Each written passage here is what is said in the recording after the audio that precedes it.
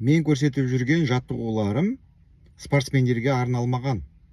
Ол ауырсынып жүрген, операциядан кейін, бел омыртқаға операция жасағаннан кейін, тізелеріне операция жасағаннан кейін, остеохондроздары бар, протрузиясы бар, грыжасы бар адамдарға, артрозы бар адамдарға, соларға арналған қарапайым жаттығулар. Көбісі түсінбеуі мүмкін. Ойбай, ол былай істелінеді ғой деп. Жоқ, қателесесіздер. Ол спортсмендерге емес, дені сау адамдарға ғана арналған емес бұл. Мен көрсетіп жатқаным шынымен де сондай, кішкене болса да мынау дәрмексіз, операциясыз құтылатын сондай жолдарын көрсеткен жолы деп дұрысырақ болады, айтқаны. Сол үшін да кішкене болса да көмегім болсын дегенім.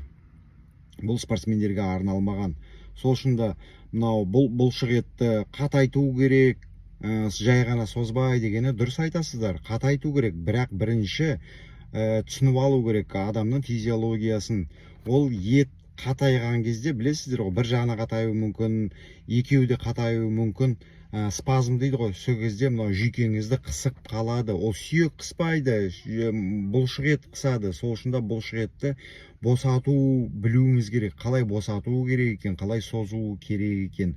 Сол кезде мынау острый период дейді ғой, сол ауырсыну басылған кезде, сол кезден бастап мынау мышечный корсет дейді, мышцы кора дейді, мынау бел омыртқаны ұстап тұрған соларды қатайтуымыз керек.